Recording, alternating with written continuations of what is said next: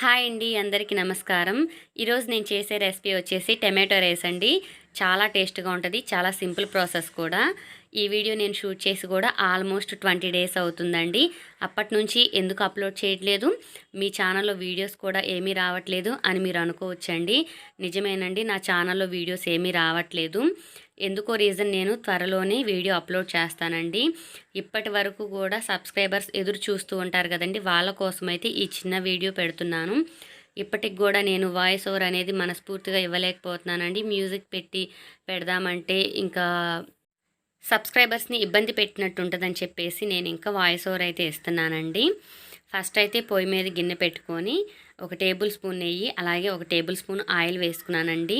Whole garam masala దినుసులన్నీ వేసుకోవాలండి. దాల్చిన చెక్క, లవంగం, అలాగే ఇలాచి, బిర్యానీ ఆకు, స్టార్ పువ్వు వేసుకొని ఇవన్నీ బాగా ఫ్రై చేసుకోవాలండి. ఫస్ట్ నెయ్యి అయితే నెయ్యి, ఆయిల్ అయితే ఆయిల్. నేను రెండు మిక్స్ చేశాను కదా, మీకు ఏది అందుబాటులో ఉంటే దాంతో చేసుకోవచ్చు. నెయ్యే ఉండాలి, పర్టికులర్గా టేస్ట్ బాగుండాలి అనేమి ఉండదండి. ఆయిల్తో చేసినా కూడా మనం చేసే తీరులో చేస్తే చాలా కమ్మగా ఉంటుందన్నమాట.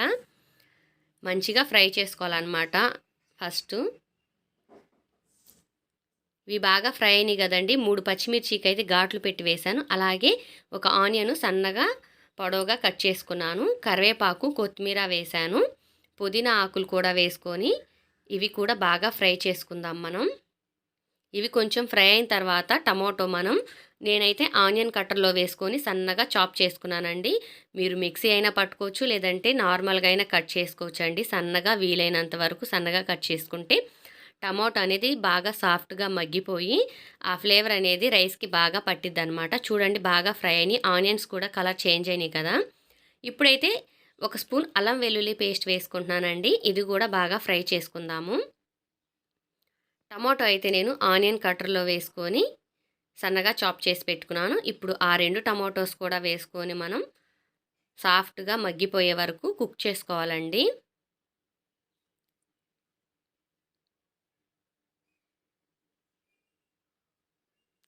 టమాటోలో తేమంతా వెళ్ళిపోయి ఆయిల్ సపరేట్ అయిన దాకా ఫ్రై చేసుకోవాలి.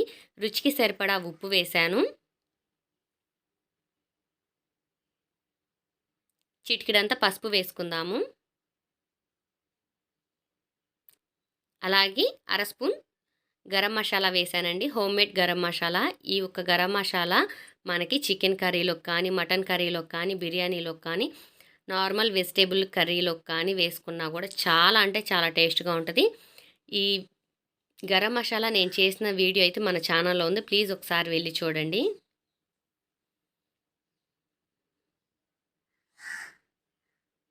చూడండి, ఆయిల్ అంతా సపరేట్ అయింది. టమాటోలో తేమంతా వెళ్ళిపోయి టమాటో సాఫ్ట్గా కుక్ అయిందనమాట.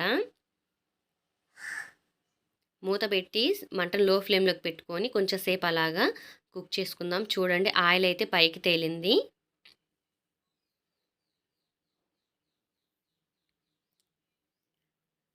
నేను ముందుగానే 1 గ్లాస్ బియ్యం బాస్మతి రైస్ అండి కడిగి నానపెట్టుకున్నాను అనమాట. శుభ్రంగా వాష్ చేసి నానపెట్టేసుకున్నాను. ఇప్పుడు వాటర్ వచ్చేసి 1 గ్లాస్ బియ్యంకి 2 గ్లాసులు అండి. అంటే నేను కప్తో తీసుకున్నాను. 1 కప్పు బియ్యంకి 2 కప్పులు వాటర్ తీసుకున్నాను. ఎందుకంటే ఈ బియ్యం కొంచెం బాగా పొడవు వస్తుంది, అలాగే లావు కూడా వస్తుందండి. నేను చాలా వీడియోస్లో చెప్పానండి, బియ్యంని బట్టి వాటర్ తీసుకోవాలని. ఉప్పు అయితే కొంచెం తగ్గింది, అందుకని కొంచెం వేసానండి. 1 కప్పు బియ్యంకి 2 కప్పులు వాటర్ తీసుకున్నాను అనమాట నేను. ఎందుకంటే ఈ బియ్యం కొంచెం వాటర్ ఎక్కువ పడతాయండి. ఈ బియ్యం కాస్ట్ వచ్చేసి 130 రూపీస్ అనమాట. KG cost 130 rupees. ఇవి లూజ్ అండి, బ్రాండు ప్యాకింగ్ అయితే ఏమీ లేదనమాట. నేను మా వారు సరుకులు తీసుకొచ్చేటప్పుడు రాస్తాను కదా 2 కేజీలు బాస్మతి రైస్ అలాగా, వాళ్ళైతే లూజే ప్యాకింగ్ చేసేస్తారనమాట. కానీ క్వాలిటీ అయితే చాలా అంటే చాలా బాగుంటాయండి.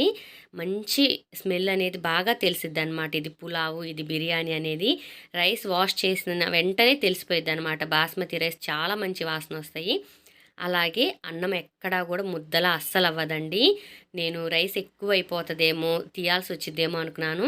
ఇంత ఇరుకిరుకుగా వండినా కూడా అస్సలు ముద్ద అవ్వలేదండి. నేను చూపించిన మెసేజ్ ఏంటంటే, ప్లేట్ పెట్టకండి, రైస్ ఎక్కువగా ఉన్నాయి కదా, ఇలాగా గుంటగా ఉన్న ఒక గిన్నె అయితే, బౌల్ అయితే నేను బోర్లించాను అనమాట. ఎందుకంటే అన్నము ముద్దలా అవ్వకుండా ఉంటుంది అనమాట. ఇరుకిరుకుగా వండినా కూడా చక్కగా రైస్ అనేది చాలా పొడి పొడిగా ఉంటుంది. నేను లోతు వరకు తీసి చూపిస్తాను.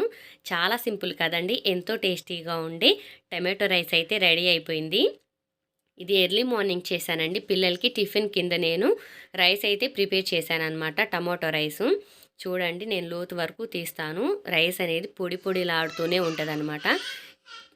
క్వాలిటీ అనేది అంత బాగుందన్నమాట. నేను 1 కప్పుకి 2 కప్పులు వాటర్ తీసుకున్నాను, చూశారు కదా, ఎక్కడ ముద్దలా లేదు, పొడి పొడిగానే ఉంది రైసు.